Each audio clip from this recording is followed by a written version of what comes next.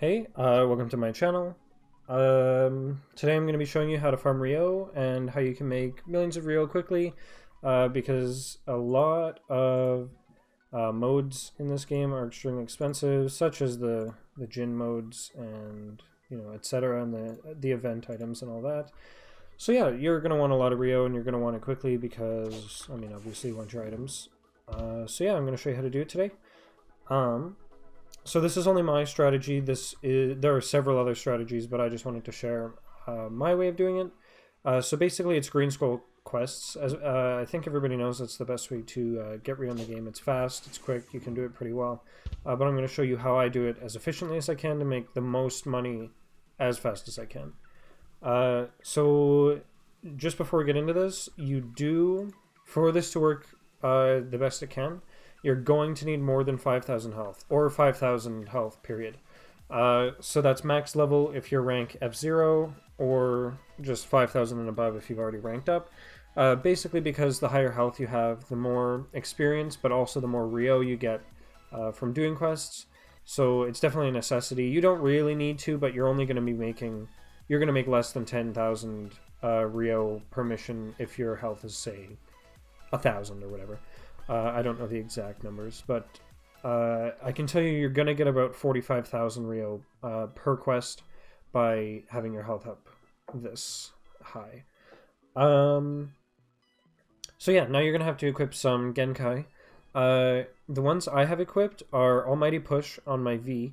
I have Reality Control, which is Sharingan, on my B, and I've got Chibaku Tensei on my last one there.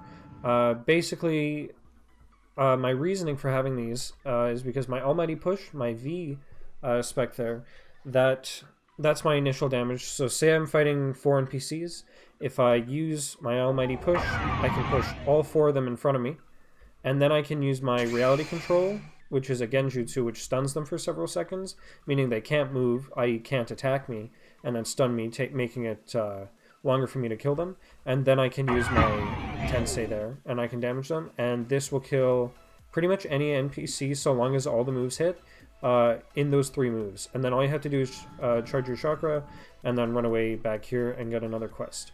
I find this is the best way to do it. So basically, your first move here, it doesn't matter if it is Almighty Push, it just needs to be an AoE attack that does a lot of damage, and ideally stuns as long as possible. All these moves should stun as long as they can. Doesn't need to, but it just helps out. So first move, area of effect move, stuns, does a lot of big damage. Damage is your main factor though.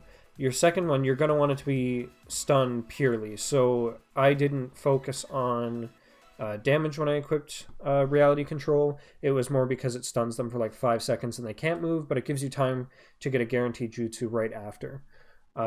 This also works with Talk no Genjutsu, which is my T spec right now, and then it also works with Clown Trap Jutsu, which is on my R spec. So yeah, and then my finisher move here, my Chubaku Tensei, that is a big damage AoE attack because it'll grab several people at the same time and do big damage to them. And that's kind of the whole idea, because with your B spec, my Reality Control, the idea is to stun them long enough so that I can get my fourth jutsu on, or sorry, my third jutsu on without getting hit and interrupted, and therefore making this as quick as possible. And the last thing you're going to need before you do this, and you don't need it again, you can do this however you want, but how I do it is you're going to need a good mode. So I use Karamajin because I have him at 1500, so I can turn on my enhanced chakra cloak mode, whatever it's called.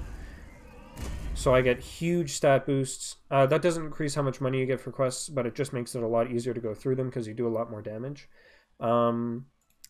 Chomei-jin also works here. I only have him 500, but I've heard that he's extremely good.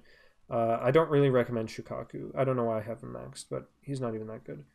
But yeah, this also works with Ten Tails, especially the 6-path-tailed beast. And I'm sure other modes too. Lightning Cloak might work as well. But yeah, so I'm going to show you now how fast we can do this quest. So I'll go and I'll talk to this guy here. We'll accept his quest there. It's all the way over there. So one tip that I like to do is I like to equip a mode that makes me go really fast, because it's kind of a pain just walking there when you don't have your mode on. So having Namikaze on or Lightning Cloak really works really well, especially 10 Tails, or not 10 Tails, 9 Tails, or any just last level stage Jin basically just helps you out there. So yeah, I'm going to show you here. So I'm going to do my V for my area of effect and stun. Then I'm going to do my B for my little bit of damage, but purely stun. And then I'm going to do my N for the big damage finisher. And they should all die right on the first go. So get the one there. Then I use my Genjutsu. Then I use my last one, pick them all up, and they're dead. Mission complete just like that. And then if you have a mode that makes you go really fast, such as Lightning Cloak, Namikaze, or your Enhanced Chakra mode, you can just run right back, look for another green scroll quest, talk to him really quickly, boom, accept, and then you can run over to these quests. Another thing this is good for is during the Halloween event you can find candy, and what the candy does is basically it, see, just like that, they can be even really far away, but the candy gives you one free spin for finding it, but they work like quests, so NPCs will walk around with a candy above their head and you want to find it. This is really good for farming those because not only do you get RYO, but there's a chance that when you accept a quest from an NPC and beat it, another NPC will get a quest and you're more likely for it to be candy, and then while you're walking around you can just take the candy and then go to your next green scroll quest. But yeah, so basically that's how I do it. There are plenty of ways to farm RYO. I'm sure there are a million other videos on YouTube of how to farm RYO in Shinobi Life. But this is how I do it. I think it's relatively fast. I'll do one more quest here just to show. So I've got about 560 RYO, 560,000 right now. I'll accept this quest. And I'll run over. And I just want to show how much RYO you actually get from being level 5,000. Genjutsu, lift him in the air, finish him off. So I went from 560 to 604.9. So like give or take 45,000 RYO, and that's really good considering that took me what, 20 seconds to do? Not even maybe. So yeah. Anyway, that's all I have for today. Sorry. Thanks for watching, and have a good one.